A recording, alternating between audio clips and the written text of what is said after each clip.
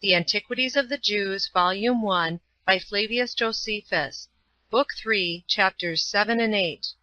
Chapter 7. Concerning the garments of the priests and of the high priest. There were peculiar garments appointed for the priests, and for all the rest, which they call kohenoeoe, priestly, garments, as also for the high priests, which they call kohenoeoe rabbe, and denote the high priest's garments. Such was therefore the habit of the rest. But when the priest approaches the sacrifices, he purifies himself with the purification which the law prescribes, and, in the first place, he puts on that which is called machines, which means somewhat that it is fast tied. It is a girdle, composed of fine twined linen, and is put about the privy parts, the feet being to be inserted into them in the nature of breeches, but above half of it is cut off, and it at the thighs, and is there tied fast. Over this he wore a linen vestment, made of fine flax doubled. It is called chethon, and denotes linen, for we call linen by the name of chethon. This vestment reaches down to the feet, and sits close to the body, and has sleeves that are tied fast to the arms. It is girded to the breast a little above the elbows, by a girdle often going round, 4 fingers broad, but so loosely woven that you would think it were the skin of a serpent. It is embroidered with flowers of scarlet, and purple, and blue, and fine twined linen, but the warp was nothing but fine linen. The beginning of its circumvolution is at the breast, and when it has gone often round, it is there tied, and hangs loosely there down to the ankles. I mean this, all the time the priest is not about any laborious service, for in this position it appears in the most agreeable manner to the spectators. But when he is obliged to assist at the offering sacrifices, and to do the appointed service, that he may not be hindered in his operations by its motion, he throws it to the left, and bears it on his shoulder. Moses indeed calls this belt albaneth, but we have learned from the Babylonians to call it emiah, for so it is by them called. This vestment has no loose or hollow parts anywhere in it, but only a narrow aperture about the neck, and it is tied with certain strings hanging down from the edge over the breast and back, and is fastened above each shoulder. It is called masabazanes. Upon his head he wears a cap, not brought to a conic form, nor encircling the whole head, but still covering more than the half of it, which is called masnaemphthes, and its make is such that it seems to be a crown, being made of thick swathes, but the contexture is of linen, and it is doubled round many times and sewed together. Besides which, a piece of fine linen covers the whole cap from the upper part, and reaches down to the forehead, and hides the seams of the swathes, which would otherwise appear indecently. This adheres closely upon the solid part of the head, and is hitherto so firmly fixed that it may not fall off during the sacred service about the sacrifices. So we have now shown you what is the habit of the generality of the priests. The high priest is indeed adorned with the same garments that we have described, without abating one. Only over these he puts on a vestment of a blue color. This also is a long robe, reaching to his feet, in our language it is called meir, and is tied round with a girdle, embroidered with the same colors and flowers as the former, with a mixture of gold interwoven. To the bottom of which garment are hung fringes, in color like bonnets, with golden bells by a curious and wonderful contrivance, so that between 2 bells hangs a pomegranate, and between 2 pomegranates a bell. Now this vesture was not composed of 2 pieces, nor was it sewed together upon the shoulders and the sides, but it was one long vestment so woven as to have an aperture for the neck, not an oblique one, but parted all along the breast and the back. A border also was sewed to it, lest the aperture should look too indecently. It was also parted where the hands were to come out. Besides these, the high priest put on a 3rd garment, which was called the ephod, which resembles the epomis of the Greeks. Its make was after this manner. It was woven to the depth of a cubit, of several colors, with gold intermixed and embroidered, but it left the middle of the breast uncovered. It was made with sleeves also, nor did it appear to be at all differently made from a short coat. But in the void place of this garment there was inserted a piece of the bigness of a span, embroidered with gold, and the other colors of the ephod, and was called Essen, the breastplate, which in the Greek language signifies the oracle. This piece exactly filled up the void space in the ephod. It was united to it by golden rings at every corner, the like rings being annexed to the ephod, and a blue riband was made use of to tie them together by those rings. So that the space between the rings might not appear empty, they contrived to fill it up with stitches of blue ribands. There were also 2 sardonyxes upon the ephod at the shoulders, to fix it in the nature of buttons, having each end running to the sardonyxes of gold, that they might be buttoned by them. On these were engraven the names of the sons of Jacob, in our own country letters and in our own tongue, 6 on each of the stones, on either side. And the elder sons' names were on the right shoulder. 12 stones also were there upon the breastplate, extraordinary in largeness and beauty, and they were an ornament not to be purchased by men, because of their immense value. These stones, however, stood in 3 rows, by 4 in a row, and were inserted into the breastplate itself, and they were set in ouches of gold, that were themselves inserted in the breastplate, and they were made so that they would not fall out. The first 3 stones were a sardonyx, a topaz, and an emerald. The second row contained a carbuncle, a jasper, and a sapphire. The first of the third row was a ligure, then an amethyst, and the third an agate, being the 9th of the whole number. The first of the fourth row was a chrysolite, the next was an onyx, and then a beryl, which Jacob were engraven in these stones, whom we esteem the heads of our tribes, each stone having the honor of a name, in the order according to which they were born. And whereas the rings were too weak of themselves to bear the weight of the stones, they made 2 other rings of a larger size, at the edge of that part of the breastplate which reached to the neck, and inserted into the very texture of the breastplate, to receive chains finely wrought, which connected them with golden bands to the tops of the shoulders, whose extremity turned backwards, and went into the ring on the prominent back part of the ephod. And this was for the security of the breastplate, that it might not fall out of its place. There was also a girdle sewed to the breastplate, which was of the forementioned colors, with gold intermixed, which, when it had gone once round, was tied again upon the seam and hung down. Were also golden loops that admitted its fringes at each extremity of the girdle, and in the high priest's mitre was the same that we described before, and was wrought like that of all the other priests, above which there was another, with swaths of blue embroidered, and round it was a golden crown polished, of 3 rows, one above another, out of which arose a cup of gold, which resembled the herb which we call saccharus; but those Greeks that are skillful in botany call it hyoscyamus. Now, lest any one that has seen this herb, but has not been taught its name, and is unacquainted with its nature, or, having known its name, knows not the herb when he sees it, I shall give such as these are a description of it. This herb is oftentimes in tallness above 3 spans, but its root is like that of a turnip, for he that should compare it thereto would not be mistaken. But its leaves are like the leaves of mint. Out of its branches it sends out a calyx, cleaving to the branch, and a coat encompasses it, which it the leaves of mint. Out of its branches it sends out a calyx, cleaving to the branch, and a coat encompasses it, which it naturally puts off when it is changing, in order to produce its fruit. This calyx is of the bigness of the bone of the little finger, but in the compass of its aperture is like a cup. This I will further describe, for the use of those that are unacquainted with it. Suppose a sphere is divided into 2 parts, round at the bottom, but having another segment that grows up to a circumference from that bottom. Suppose it become narrower by degrees, and that the cavity of that part grow decently smaller, and then gradually grow wider again at the brim, such as we see in the navel of a pomegranate with its notches.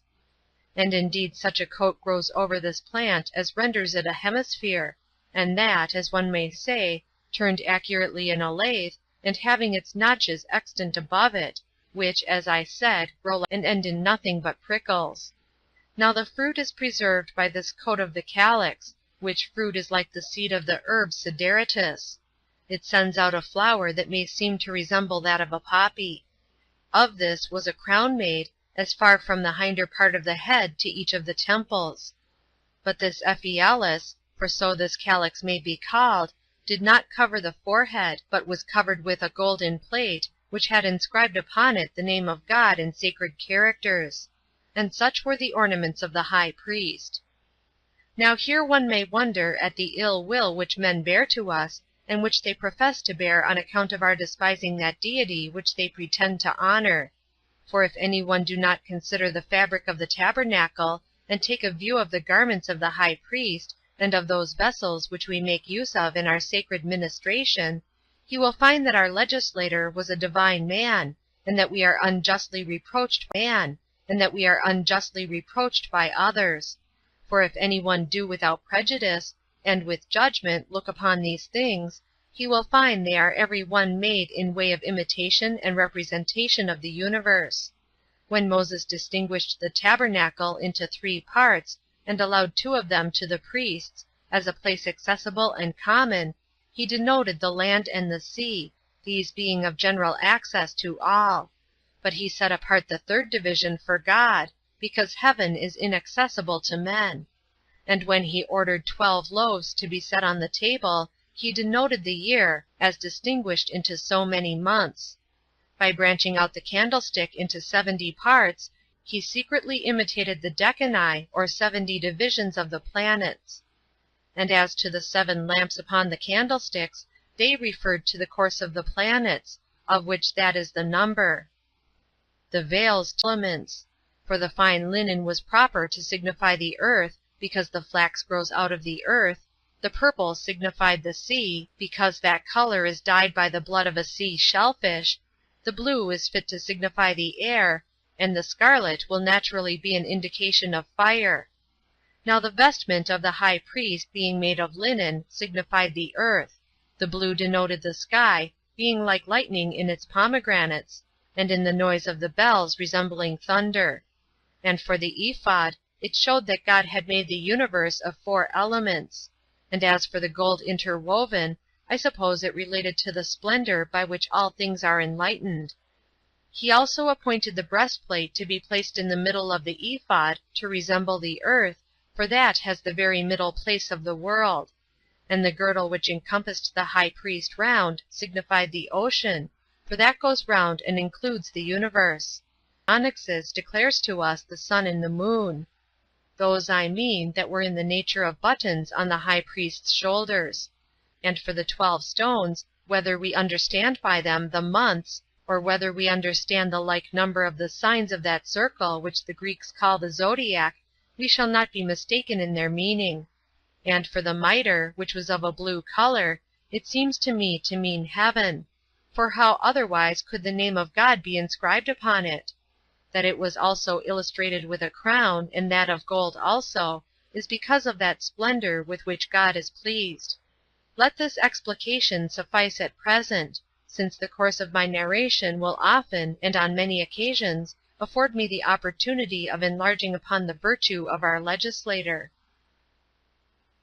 Chapter 8. Of the Priesthood of Aaron.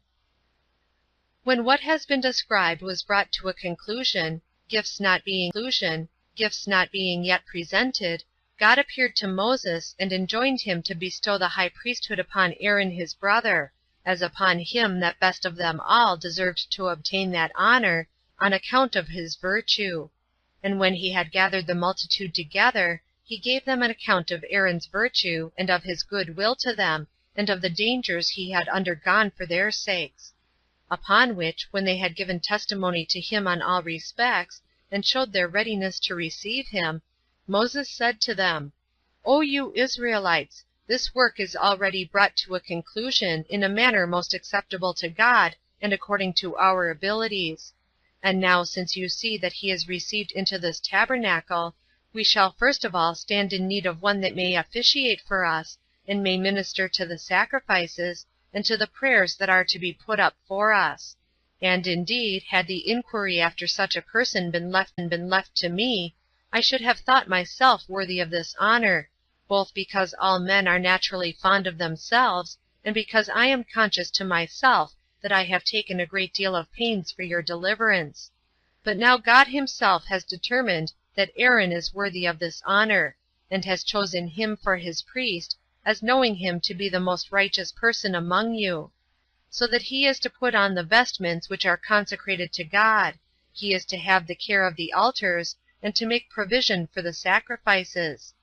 And he it is that must put up prayers for you to God, who will readily hear them, not only because he is himself solicitous for your nation, but also because he will receive them as offered by one that he hath himself chosen to this office.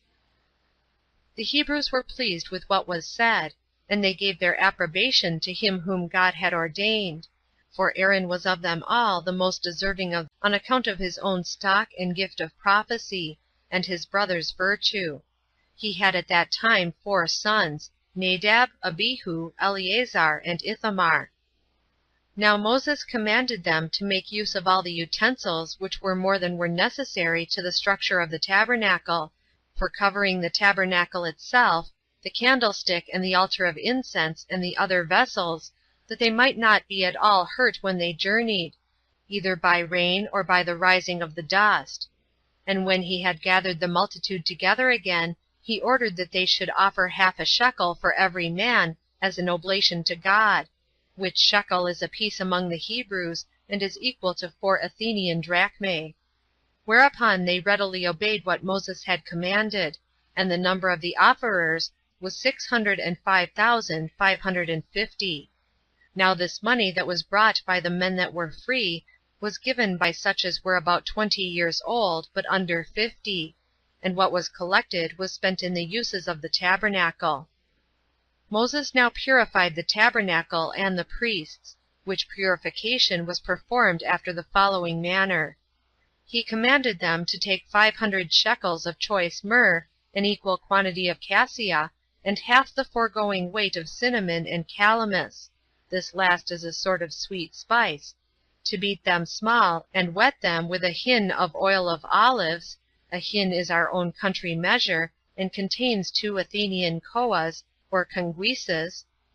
Then mix them together, and boil them, and prepare them after the art of the apothecary, and make them into a very sweet ointment, and afterward to take it to anoint and purify the priests themselves, and all the tabernacle, as also the sacrifices. There were also many, and those of various kinds, as also the sacrifices.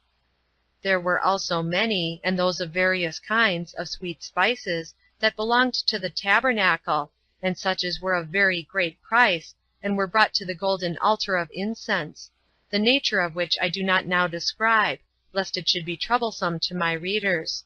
But incense was to be offered twice a day, both before sun rising and at sun setting. They were also to keep oil ready purified for the lamps, 3 of which were to give light all day long upon the sacred candlestick before God, and the rest were to be lighted at the evening. Now all was finished.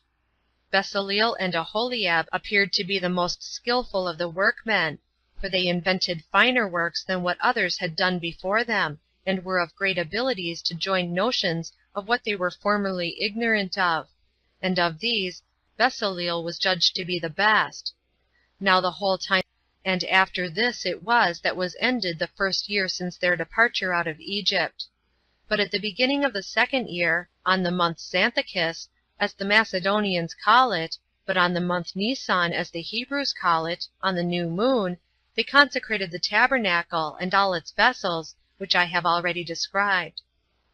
Now God showed himself pleased with the work of the Hebrews, and did not permit their labors to be in vain, nor did he disdain to make use of what they had made, but he came and sojourned with them, and pitched his tabernacle in the holy house. And in the following manner did he come to it. The sky was clear, but there was a mist over the tabernacle only, encompassing it, but not with such a very deep and thick cloud as is seen in the winter season, nor yet in so thin a one as men might be able to discern anything through it, but from it there dropped a sweet dew, and such a one as showed the presence of God to those that desired and believed it. Now when Moses had bestowed such honorary presents on the workmen, as it was fit they should receive, who had wrought so well, he offered sacrifices in the open court of the tabernacle, as God commanded him, a bull, a ram, and a kid of the goats, for a sin offering. Now I shall speak of what we do in our sacred offices in my discourse about sacrifices, and therein I shall inform men in what cases Moses bid us offer a whole burnt offering, and in what cases the law permits us to partake of them as of food. And when Moses had sprinkled Aaron's vestments, himself and his sons, with the blood of the beasts that were slain, and had purified them with spring waters and ointment, they became God's priests. After this manner did he consecrate them and their garments for 7 days together. The same he did to the tabernacle and the incense, as I said, and with the blood of bulls and of rams, slain day by day one, according to its kind. But on the 8th day he appointed a feast for the people, and commanded them to offer sacrifice according to their ability. Accordingly they contended one with another, and were ambitious to exceed one another in the sacrifices which they brought, and so fulfilled Moses' injunctions. But as the sacrifices lay upon the altar, a sudden fire was kindled from among them of its own accord, and appeared to the sight like fire from a flash of lightning, and consumed whatever was upon the altar. Hereupon an affliction befell Aaron, considered as a man and a father, but was undergone by him with true fortitude.